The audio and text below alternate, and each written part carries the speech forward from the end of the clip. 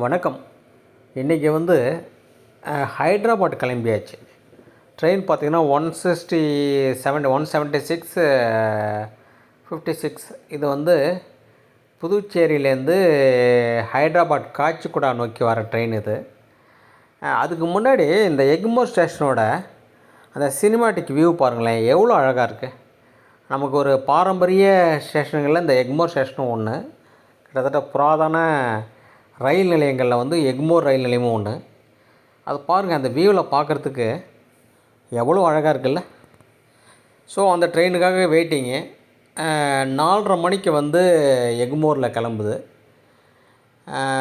10 நிமிஷம் இங்கே 4:20க்கு வந்தால் 10 நிமிஷம் வந்து இங்கே நான் 4:30க்கு வந்துட்டு 4:40க்கு இங்கே கிளம்புது. 10 மினிட்ஸ் வந்து இங்கே ஹால்ட்டு. ஸோ அதுக்காக வெயிட்டிங், ட்ரெயின் வர்றதுக்காக.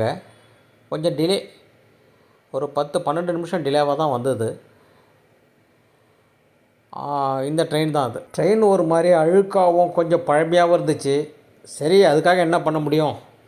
நான் வந்து 3Aல வந்து ஏசி கம்பார்ட்மெண்ட்டில் புக் பண்ணியிருந்தேன்.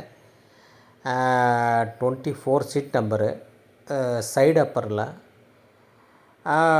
ட்ரெயினில் போகும்போது வந்து கிட்டத்தட்ட இங்கேருந்து வந்து 4:30 மணிக்கு போதா, கிட்டத்தட்ட 15 மணி நேரம் பயணம் ஹைட்ராபாட்டுக்கு. ஸோ உங்களுக்கு வந்து கிட்டத்தட்ட அரை நாள் வந்து நீங்கள் வந்து பகல் பொழுதை வந்து கழிச்சாகணும். 9-9:30 மணிக்கு மேலே தான் நீங்கள் வந்து தூங்க போகிறீங்க. ஸோ வந்து அதுக்கு தகுந்த மாதிரி ஒரு புத்தகம் எடுத்துகிட்டு போயிட்டேன் நான். இந்த மேக்சிம் கார்கி எழுதின தாய் அப்படின்ற ரஷ்ய நாவலில் வந்து தமிழில் மொழிபெயர்த்திருந்தாங்க. அந்த நாவல் எடுத்துகிட்டு போயிட்டேன். கிட்டத்தட்ட ஒரு 4-5 மணி நேரம் வந்து அதிலே போச்சு. அதன் பிறகு வந்து அப்புறம் கொஞ்சம் ஃபோன்கள்லாம் வந்தது. ஸோ அந்த புத்தகம் கையில் இருக்கும்போது நீங்கள் வந்து எவ்வளோ பெரிய பயணத்தை நீங்கள் வந்து சந்திக்கலாம், பயப்பட வேண்டாம். புத்தகத்துக்குள்ளே மூழ்கிட்டிங்கனாக்கா உங்களுக்கு அந்த பயணத்தோட சுமை தெரியாது. அதனால தான் வந்து நீங்கள் என்ன சில பார்த்தீங்கன்னா எல்லோரும் இப்போ என்ன பண்ணுறாங்க, மொபைல் நோண்டிகிட்ருக்காங்க. இது ஜன்னலே பார்க்க மாட்றாங்க. ஜன்னலில் வந்து இந்த ட்ரெயின் வந்து நீங்கள் எவ்வளோ ஃப்ளைட்டில் போகலாம், பஸ்ஸில் போகலாம், இல்லை ஏசி காரில் போகலாம், லக்ஸரி காரில் போகலாம். ஆனால் இந்த ரயில் இருக்குல்ல, ரயில் உங்களுக்கு வந்து வேறு ஒரு உலகத்தை உங்களுக்கு காமிக்கும். கிட்டத்தட்ட ஒவ்வொரு ஊருக்கும் ஒரு நிறம் உண்டுங்க. ஒவ்வொரு ஊருக்கும் ஒரு நிறம் உண்டு. நீங்கள் ஒரு ஊரை விட்டு இன்னொரு ஊர் போகும்போது பார்த்தீங்கன்னா உங்களுக்கு அது ஒரு புதுசாக இருக்கும். நீங்கள் அதுக்கு வந்து ஜன்னலோரம் உட்காந்து அந்த ஊர்களை ரசிக்க கற்றுக்கணும். முழு ஊரையும் நீங்கள் பார்க்க முடியாது தான். ஆனால் அந்த அங்கங்கே நீங்கள் பார்க்கக்கூடிய காட்சிகள் இருக்குல்ல, புதிய மர செடிகளை பார்ப்பீங்க, புதிய பூக்களை பார்ப்பீங்க. சில இடம் ரொம்ப வந்து தென்றலாக இருக்கும், சில இடம் ரொம்ப வெக்கையாக இருக்கும். ஸோ அந்த மண் சார்ந்த அந்த வந்து அந்த லேண்ட்ஸ்கேப் இருக்குல்ல, இதை பார்க்குறதுக்கு வந்து உங்களுக்கு வந்து ட்ரெயின் பயணங்கள் வந்து ரொம்பவே ஒரு புதிய அனுபவங்களை கொடுக்கும். அதை வந்து நீங்கள் அந்த ரயில் பயணங்களை வந்து ஜன்னலோரம் உட்காந்து அனுபவித்து பழகணும். பாருங்கள் நண்பர்களே, சொல்லி வாய முடலை, அதுக்குள்ளே எவ்வளோ அழகான ஒரு சூரிய உதயம். என்னமோ ஒரு தங்க தாம்பாளத்தட்டை வந்து அப்போ தான் வந்து அதை வட்டமாக அடிக்காமல் அப்படியே வந்து அந்த வானத்தில் தூக்கி வீசுகிற மாதிரி. என்ன ஒரு அழகாக இருக்கு பாருங்கள். அதோட கோலம் ஒரு வட்டமாகவும் இல்லை, சதுரமாகவும் இல்லை, ஏதோ ஒரு ஒளி வீச்சு மாதிரி தெரியல. ஒரு அப்படியே தங்கத்தால் ஜொலிக்கிற ஒரு வீச்சு. அதை சுற்றி வந்து ஒரு சிகப்பு வளையம். அடடடா, என்ன அழகு! இயற்கையின் வனப்பை, இயற்கையின் அழகை வந்து யாராலங்க வந்து வர்ணிக்க முடியும்? யாரால் இப்போ யாராலாவது இதை வரைய முடியுமா? இந்த அழகை வந்து யாராலையாவது வந்து ட்ரா பண்ண முடியுமா? எவ்வளோ அழகுங்க! அப்படியே விடிஞ்ச பொழுதுக்கு பார்த்தீங்கன்னா உங்களுக்கு வந்து நல்லாவே டைம் போச்சு. அதுக்கப்புறம் படிக்க வேண்டிய அவசியம் இல்லாமல் இருந்தது. ஜன்னல் வழியாக வந்து வந்த ஊர்களை, நம்மளை வந்து கிராஸ் பண்ண ஊர்களை பார்த்துட்டு வந்தேன். ஒரு வழியாக காச்சிகுடா ஸ்டேஷன் வந்து ட்ரெயின் நின்றுச்சு. காச்சிகுடா ஸ்டேஷன் வந்து அதுவும் ஒரு பாரம்பரிய ஸ்டேஷன். பார்க்குறதுக்கு என்னமோ ஒரு மைசூர் அரண்மனை மாதிரியே இருக்கும் அதோட கட்டமைப்பு. அதை இன்னமும் பராமரிச்சுட்டு வராங்க. அது ரொம்பவே பாராட்டியாகணும். நல்ல வெண்மை நேரத்தில் ரொம்ப ஒரு ஒரு ஒரு பாரம்பரிய முகலாயர்களின் வந்து அந்த கட்டிடக்கலைக்கு வந்து சான்றாக அந்த காச்சிகுடா ஸ்டேஷன் தெரியும். உள்ளே வந்து பல ஓவியங்கள் இருக்குது. அதை முடிச்சுட்டு அப்படியே வந்து பஸ்ஸில் ஏறிட்டு நான் வந்து சஞ்சீவ ரெட்டியில் வந்து சன்ரைஸ் பிஸ்னஸ் ஹோட்டல் ஒன்று புக் பண்ணியிருந்தேன். அது வந்து புது ஹோட்டல்னு போட்டிருந்தாங்க மேக் மை ட்ரிப்பில். சரி ஓகே பார்க்கலாம் நல்லாயிருக்கு அப்படின்ட்டு ரிவ்யூ நல்லா இருந்தது. சரின்ட்டு ₹1500 சார்ஜ் பண்ணாங்க. கொஞ்சம் முன்னாடி வந்ததுனால அதுக்கு எக்ஸ்ட்ரா ஒரு ₹500 சார்ஜ் பண்ணாங்க. ரூம் வந்து பார்த்தேன். ரூம் வந்து ஓரளவுக்கு மீடியம் சைஸ் ரூம் தான், ரொம்ப சின்னதும் இல்லை பெருசும் இல்லை. அதே நேரத்தில் வந்து ரூம் வந்து ரொம்ப க்ளீனாக இருந்துச்சு. அநேகமாக ரீசெண்டாக பில்டு பண்ண ஹோட்டல்னு நினைக்கிறேன். ஸோ வந்து நல்லாவே இருந்துச்சு. கொஞ்சம் ரூம் வந்து ரொம்ப நல்லா சுத்தமாக இருந்துச்சு, நான் எதிர்பார்த்த அளவில் இருந்தது. சரி ஓகே சரியான சாய்ஸ் தான் அப்படின்ட்டு அப்புறம் வந்து ரூமில் வந்து ரெஃப்ரெஷ் பண்ணிவிட்டு ஸ்டே பண்ண ஆரம்பிச்சிட்டேன். இருந்துச்சு எல்லாமே, ஒரு காஃபி, டீ, அதுக்கப்புறம் வந்து எல்லாமே ஒரு நமக்கு தேவையான விஷயங்கள் எல்லாமே இருந்துச்சு. டூத் கிட்டு, அதுக்கப்புறம் வந்து சோப்பு, ஷாம்பு, லிக்விட் சோப்பு, இது எல்லாமே இருந்துச்சு. ரெண்டாவது எல்லாமே கொஞ்சம் க்ளீனாக இருந்துச்சு. அது ரொம்ப குறிப்பிடப்பட வேண்டிய விஷயம். ஸோ தாராளமாக வந்து எஸ்ஆர் நகரில் இந்த ஹோட்டலில் வந்து ஸ்டே பண்ணலாம். அப்புறம் வந்து மெட்ரோவுக்கு போயாச்சு. நமக்கு வந்து ஹைட்ராபாட்டில் வந்து இந்த இடங்கள் கண்டுபிடிச்சி போகிறது ரொம்ப சிரமம். ஏற்கனவே நான் இருந்திருக்கேன் ஹைட்ராபாட்டில். இருந்தாலும் நம்ம அந்த மெட்ரோ வந்து மொத்தமே 2, 3 லைன் தான் இருக்குது. அந்த 3வது லைன் வந்து க்ரீன் லைன் வந்து ரொம்ப சின்ன லைன் அது. 2 லைன் தான், ஒன்று ரெட் லைனு, இன்னொன்று ப்ளூ லைனு. இது வந்து தான் முக்கியமான இடங்கள். பட் மற்ற கிட்டத்தட்ட ஒரு 50-60% இடங்களுக்கு நீங்கள் மெட்ரோவில் போக முடியாது. அதனால் நீங்கள் வந்து முன்னாடியே பிளான் பண்ணிக்கணும். அந்த கார்டு ஒன்று கொடுப்பாங்க, மெட்ரோவுக்கு ஒரு கார்டு கொடுப்பாங்க, ₹100 அதுக்கு அந்த கார்டோட சார்ஜு. அதில் வந்து நீங்கள் டாப்அப் பண்ணிக்கலாம். டாப்அப் பண்ணிவிட்டு நீங்கள் வந்து போய்க்கலாம். ஸோ அங்கங்கே டிக்கெட்டை வாங்குறத விட இது ரொம்ப வசதி. மீதி இடங்களில் வந்து ஊபர் நீங்கள் யூஸ் பண்ணலாம். ஊபரில் வந்து உங்களுக்கு வந்து எக்ஸ்ட்ரா காசுலாம் கேட்கறதில்ல, நம்ம ஊர் மாதிரி எக்ஸ்ட்ரா காசுலாம் கேட்கறதில்ல. அதுக்கு என்ன சார்ஜ் வருதோ அதுதான் வந்து கேட்குறாங்க. அதே நேரத்தில் வந்து உடனே கிடச்சிடுது, ஊபர் உடனே கிடச்சிடுது. ஸோ மெட்ரோ தவிர மீதி பயணங்களை வந்து நீங்கள் வந்து ஊபரில் வந்து பயன்படுத்தி போகலாம். ஓரளவு ரீசனபுளாக இருக்குது ப்ரைஸு. ரொம்ப வம்படி பண்ணுறதில்ல டிரைவர்ஸு, கரெக்டாக வராங்க, அவங்க இடத்த கொண்டு போய் உங்களை விட்டுடுறாங்க. என்ன காசோ வந்து அது ஜிபே, எல்லாருமே ஜிபே வாங்கிக்கிறாங்க, அக்செப்ட் பண்ணிக்கிறாங்க. ஸோ இதுதான் வந்து ஹைட்ராபாட்டில் வந்து பார்த்திங்கன்னா இப்போ வந்து நிறைய இந்த ஹைரைஸ் பில்டிங் நிறையா வந்திருக்குங்க. இந்த மாதாப்பூர், அதுக்கப்புறம் ஹைடெக் சிட்டி ஏரியா இருக்குல்ல, அதெல்லாம் வந்து முதல்ல காலியாக கிடந்த இடங்கள். அதெல்லாம் வந்து இப்போ வந்து பார்த்திங்கன்னா பயங்கர டெவலப்மெண்ட்டு, நிறைய ஹைரைஸ் பில்டிங் வந்திருக்கு.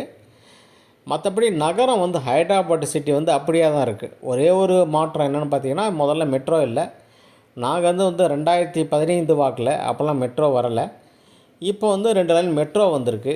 அமீர்பேட் வந்து மெயின் ஜங்ஷனாக இருக்குது மெட்ரோவுக்கு. இந்த இது ரெட் மற்றும் க்ரீனு, ரெட்டு, ப்ளூ லைன், இது 3 வந்து ஒரு மெயின் ஜங்ஷன் எதுன்னு பார்த்தீங்கன்னா அமீர்பேட்.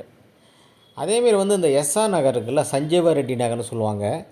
இந்த எஸ்ஆர் நகரும் அமீர்பேட்டும் பார்த்திங்கன்னா ஒரு எஜுகேஷன் ஹப்பு மாதிரி. இங்கே வந்து பார்த்திங்கன்னா எல்லாம் இந்த ஜேஇஇ இந்த மாதிரி என்ட்ரன்ஸ் எக்ஸாமுக்கான கோச்சிங் சென்டர்ஸு, நம்ம கோட்டா இருக்குல்ல, ராஜஸ்தானில் கோட்டா இருக்குல்ல, அந்த மாதிரி கோச்சிங் சென்டர் நிறையா இருக்கும். அதேமாரி வந்து கம்ப்யூட்ரு இந்த ஷார்ட் கோர்ஸ் இருக்குல்ல, 6 months course, 1 year course, testing, tool testing, இந்த மாதிரி சிப் லெவலு, இந்த மாதிரி வந்து எல்லா கோர்ஸஸும் வந்து அங்கே இருக்கும். சர்டிஃபிகேஷன் கோர்ஸ் எல்லாமே அங்கே இருக்கும். கிட்டத்தட்ட இந்த எஸ்ஆர் நகர் அமீர்பேட்டில் மட்டும் ஒரு 100-150 இன்ஸ்டியூட் இருக்குங்க. ஸோ இவ்வளோ இன்ஸ்டியூட் இருக்கிறதுனால அதை சுற்றி நிறையா அந்த பிஜி ஹாஸ்டல்ஸு நிறையா இருக்கும். ஸோ எங்கே பார்த்தாலும் வந்து மாணவர்கள், அப்புறம் அவங்களுக்கான இந்த கறி ஷாப்ஸு, ஹோட்டல், சின்ன சின்ன ஹோட்டல்ஸு, இது எல்லாமே பிஸியாக இருக்கும். ஸோ நான் தங்கியிருந்த ஹோட்டல்ஸ் ஏரியாவும் வந்து அப்படி தான் இருந்துச்சு. ஃபுல்லாக அங்கே நிறைய இன்ஸ்டியூஷன் இருந்துச்சு. அப்புறம் நாராயணா ஜூனியர் காலேஜ் இருந்துச்சு. ஸோ அதனால் அந்த இடம் வந்து ஒரே கிரௌடாக இருந்துச்சு. பட் ஹோட்டல் வந்து ரொம்ப நீட்டாக இருந்துச்சு, பராமரிப்பு ரொம்பவே நல்லா இருந்துச்சு. நீங்கள் ஹைட்ராபாட்டை பொறுத்த வரைக்கும் கிட்டத்தட்ட ஹைட்ராபாட், செகண்ட்ராபாட் இதை வந்து நீங்கள் 3ஆக பிரிக்கலாங்க. இப்போ உங்களுக்கு இந்த அமீர்பேட், எஸ்ஆர் நகர் இதெல்லாம் பார்த்தீங்கன்னா எஜுகேஷன் ஹப்பு. இங்கெல்லாம் வந்து ஒரு க்ரௌடடாக இருக்கும் ஏரியா. இது வந்து ஒரு மீடியம் லெவலில் பில்டிங்ஸு இந்த மாதிரி இருக்கும், பரபரப்பாக இருக்கும் எப்பயும். இன்னொரு பார்த்தீங்கன்னா ஹைடெக் சிட்டி, மாதாப்பூர், கொண்டாப்பூர் இதெல்லாம் பார்த்தீங்கன்னா ஃபுல்லாக சாஃப்ட்வேர் ஹப். அது எல்லாமே அங்கே பார்த்தீங்கன்னா அங்கே இருக்கிற சாலைகள், அந்த பில்டிங்லாம் கண்ணாடி கட்டிடங்கள்லாம் பார்த்திங்கன்னா அது வேறு லெவலில் இருக்கும் அந்த இடங்கள் எல்லாமே. அதன் பிறகு வந்து நீங்கள் செகந்தராபாத் போனீங்கன்னு வச்சுங்களேன், செகந்தராபாத் வந்து அது வேறு மாதிரி இருக்கும். ரொம்ப நெருக்கமாகவும் அது கிட்டத்தட்ட அது அது ஒரு வேறு ஒரு கலரில் இருக்கும் அந்த இடம். ஸோ இந்த மாதிரி ஹைட்ராபாட்டை வந்து கிட்டத்தட்ட ஒரு 2, 3 பிரிவாக பார்க்கலாம் நீங்கள். நல்ல ஒரு இன்ட்ரெஸ்டிங்கான ஒரு சிட்டி தான் ஹைட்ராபாட். என்ன ஒன்று, கொஞ்சம் சாலைகளில் வந்து நீங்கள் ரொம்ப கவனமாக நடக்கணும். வந்து உங்களோட ஷோல்டரில் வந்து டூ வீலரோட ஹேண்ட்பார் இருக்குல்ல, உங்களோட ஷோல்டரில் அடிச்சுட்டு போகும். கவலையே பட மாட்டாங்க. அதேமாரி வந்து நீங்கள் மற்ற சிட்டியில் சென்னை சிட்டி மாதிரி ஒரு அந்த போக்குவரத்து ஒழுங்கெல்லாம் இருக்காது. நீங்கள் ஹெல்மெட்லாம் போட மாட்டாங்க, பார்க்கவே முடியாது. அதேமாரி வந்து எப்போ டேர்ன் பண்ணுறாங்க, என்ன பண்ணுறாங்க, எதையுமே ஒரு ஒரு ரொம்ப நீங்கள் நடந்து போகிறீங்கன்னா ரொம்ப கவனமாக நடந்து போகணும். ஸோ எந்த வண்டியை இடிச்சிட்டு போவாங்க, இல்லை காலில் ஏற்றிட்டு போவாங்க. அந்தளவுக்கு ரொம்ப மோசமாக ஒழுங்கீனமாக இருப்பாங்க. அந்த நான் சொல்கிறது டிராஃபிக்கை பொறுத்தவரைக்கும். ஏன்னா அவங்க அப்படியே பழகிட்டாங்க. பெரிய கட்டுப்பாடுகள்லாம் இருக்காது. அங்கங்கே நின்று வந்து பிடிச்சிட்ருக்காங்க போலீஸு. ஆனால் அதை மீறியும் வந்து அந்த அவங்க வந்து அவங்களோட இதை பார்த்துட்ருக்காங்க. இப்போ நீங்கள் பார்க்குறது வந்து ஹைடெக் சிட்டியில் இருக்கிற ஷில்பாராமன்றது வந்து இது வந்து ஒரு கலாச்சார கிராமம்னு சொல்லுவாங்கள்ல, அந்த மாதிரி. குறிப்பாக வந்து இங்கே ஹைட்ராபாடில் பொழுதுபோக்கு அம்சங்கள் பார்த்திங்கன்னா ஒன்றும் கிடையாது. நம்ம ஊர் பேர் பீச்சு, அந்த மாதிரி பார்க் இருக்குது. பார்க் அங்கங்கே இருக்குது. என்டிஆர் பார்க் இந்த மாதிரி இருக்குது. இவங்களுக்கு இருக்கிற மிகப்பெரிய பொழுதுபோக்கு என்னென்னா, அந்த ஹுசைன் சாகர்னு ஒரு ஏரி இருக்கும். அந்த ஏரியை சுற்றி என்டிஆர் பார்க்கு ஒரு 3 பார்க் இருக்குது. அங்கே போவாங்க. லீவு நாட்களில் வந்து சாப்பாடு நிறையா கட்டிக்கிட்டு குடும்பமாக ஒரு ஜமக்காலம் எடுத்துகிட்டு போயிடுவாங்க. ஒரு ஜமக்காலத்தை கீழே போட்டு உட்காந்துட்டு பார்த்திங்கன்னா ஒரு 10, 20 பேர் உட்காந்து சாப்பிட்டுட்டு அந்த விடுமுறை பொழுதை வந்து கழிச்சிட்டு நல்லா ஜாலியாக என்ஜாய் பண்ணிட்டு போவாங்க. அப்புறம் ஹுசைன் சாகர் போவாங்க. ஹுசைன் சாகர் போனீங்கன்னா போட்டிங் போகலாம். அதேமாரி வந்து அங்கே வந்து லேசர் லைட்டிங் இருக்கும். நைட்டில் வந்து 6 மணிலேருந்து 9 மணி வரைக்கும் லேசர் லைட்டிங் இருக்கும். அங்கே போவாங்க. பிர்லா மந்திர் அது போவாங்க. அப்புறம் வந்து சார்மினார் போவாங்க. சார்மினாரை சுற்றி நிறைய கடைகள் உண்டு. இந்த வளையல் கடைகள், முத்துக்கள், இந்த மாதிரி கடைகள் உண்டு. குறிப்பாக வெளியூர்லேருந்து போகிறவங்க இந்த சார்மினார் போயிட்டு நிறையா பர்ச்சேஸ் பண்ணுவாங்க. அங்கே கொஞ்சம் இந்த மலிவாக இருக்கும். ஆனால் முத்துக்கள் பார்த்து வாங்கணும். அது வந்து செயற்கை முத்துக்கள் நிறையா வந்திருக்கும். ஸோ அதை பார்த்து வாங்கணும். அதன் பிறகு வந்து இந்த ஷில்பாராமம் போவாங்க. இது வந்து ஒரு கலாச்சார ஒரு இடம் அது. ஒன்றும் பெருசாக அங்கே கிடையாது. இப்போ ரொம்ப இன்னும் இதில் நிறையா செய்யலாம். பட் பராமரிப்பு இல்லாமல் அப்படியே அங்கங்கே ஒன்றுமா இருக்குது. மற்றபடி ஓரளவுக்கு ஃபோட்டோ எடுக்கிறதுக்கு முதல் முறை போகிறவங்களுக்கு வந்து இது ஓகே தான். கொஞ்சம் ஒரு முறை பார்க்குறவங்களுக்கு இது ஓகே தான். அதேமாரி வந்து நீங்கள் ஹைடெக் சிட்டி, மாதாப்பூர் இங்கே பயணிக்கும்போது கொஞ்சம் நல்லாயிருக்கும். சிட்டியை பார்க்கறதுக்கு ரொம்ப நல்லாயிருக்கும். ஹுசைன் சாகர் பக்கம் போனீங்கன்னா அது கொஞ்சம் நல்லா ஒரு கொஞ்சம் பொழுதுபோக்குக்கு நீங்கள் போகணுன்னா அங்கே போகலாம். அதுக்கப்புறம் இந்த பக்கம் கொக்கட்பள்ளி இதெல்லாம் பார்த்திங்கன்னா அதெல்லாம் வந்து ஒரு சராசரியாக இருக்கும். அதுக்கப்புறம் ஜிடி மெட்லா, இது வந்து ஃபுல்லாக இண்டஸ்ட்ரீஸ் ஹப். அது அங்கே தான் வந்து இண்டஸ்ட்ரீஸ் நிறையா இருக்கும்.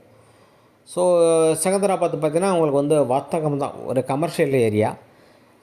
செகந்தராபாத்தில் தான் இந்த paradise biryani, original paradise biryani அங்கே தான் கிடைக்கும். அதுவும் செகந்தராபாத்தும் ஒரு நல்ல ஏரியா. தர்னாக்கா இந்த மாதிரி பேரடைஸ் சுற்றி வந்து ரொம்ப ஒரு அடர்த்தியான ஒரு சிட்டி தான் அது. எப்படி ஹைட்ராபாட்டை விட அந்த செகந்தராபாத் பகுதி வந்து ரொம்ப அடர்த்தியாகவே இருக்கும். அங்கே தான் வந்து நிறையா அந்த இராணுவ அலுவலகங்களை நீங்கள் நிறையா பார்க்கலாம். அந்த பரேடு நடக்கிற இடங்கள் இது எல்லாமே செகந்தராபாத்தில் தான் அமைஞ்சிருக்கு.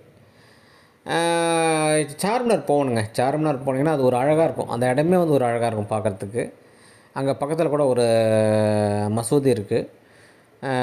இன்னொன்று ஹைட்ராபாட்டில் பார்த்தீங்கன்னா எங்கே பார்த்தாலும் புறாக்கள், ஒரு சில இடங்களில் நிறைய புறாக்கள் இருக்கும்.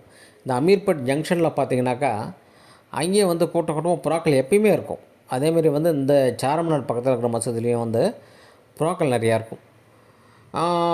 இது பக்கம் பார்த்திங்கன்னா அப்புறம் வந்து ஷமீர் பெட்னு ஒரு அதாவது பயாலஜிக்கல் ஹப் இருக்குது. அங்கே தான் வந்து இந்த அது கிட்டத்தட்ட ஒரு 30-40 கிலோமீட்டர் பயணித்து போனீங்கன்னாக்கா அங்கே வந்து நிறைய வந்து இந்த பயோசைன்சஸ் கம்பெனிஸ் நிறையா இருக்குது. அதுக்குன்னே ஒரு ஹப் இருக்குது, பயாலஜிக்கல் ஹப்புன்னு சொல்லுவாங்க.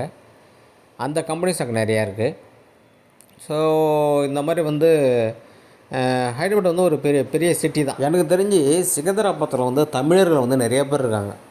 அவங்க வந்தவங்கலாம் இங்கேயே செட்டில் ஆகிட்டாங்க. அநேகமாக ஹைதராபாத்தில் வந்து ஒரு 10 வருஷம் இருந்துட்டாங்கன்னா அதுக்கப்புறம் அவங்க திரும்புறது கிடையாது.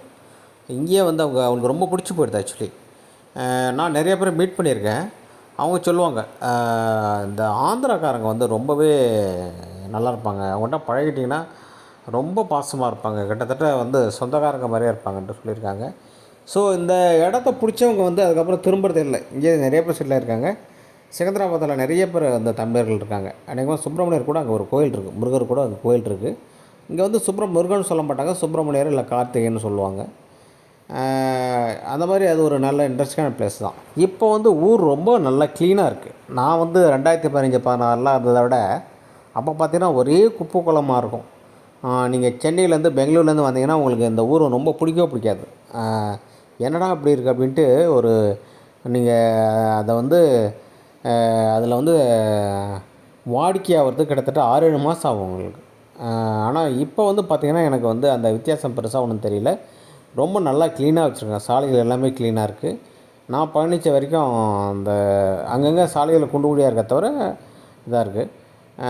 இப்போதைக்கு பரவாயில்ல. இப்போ நல்லா க்ளீனாக இருக்குது. நல்லா இந்த சஞ்சீவ் ரெட்டி நகர், எஸ்ஆர் நகர்னு சொல்லுவாங்கள்ல, அதெல்லாம் வந்து நல்ல டெவலப்மெண்ட்டு. நல்லா வந்து நிறைய புதிய புதிய கட்டடங்கள், அதுக்கப்புறம் வந்து பெரிய கடைகள்லாம் வந்திருக்கு. நல்லாயிருக்கு. இந்த ஹைதராபாத்தை பொறுத்த வரைக்கும் என்னென்னா, அந்த இரவு நேரங்களில் தான் நீங்கள் பார்க்கணும் சிட்டியை. அப்படியே ஜொலிக்கும். எல்லா கடைகள்லேயும் வந்து அந்த லைட்ஸ் வந்து பார்த்திங்கன்னா அப்படி எரியும். பகல் மாதிரியே இருக்கும், ஜொலிக்கும். நம்ம வந்து சென்னையிலேருந்து வந்தோம்னா ஹைதராபாத் வந்து தனியாக தெரியும். அப்படியே என்னடா இவ்வளோ லைட்ஸாக இருக்குது அப்படின்ட்டு. அது முறை வந்தவங்களுக்கு தான் அந்த வித்தியாசம் தெரியும். நம்ம சென்னையில் அவ்வளோ லைட் யூஸ் பண்ணுறது இல்லைங்க. இங்கே ஹைதராபாத்தில் வந்து நிறைய லைட்ஸ் இருக்கும். கடைகள்லாம் பார்த்தீங்கன்னா கிட்டத்தட்ட தேவைக்கு அதிகமாகவே லைட் போட்டுருப்பாங்க. அப்படியே ஜக ஜக ஜகன்னு இருக்கும். கலர்ஃபுல்லாக இருக்கும் ஹைதராபாத்.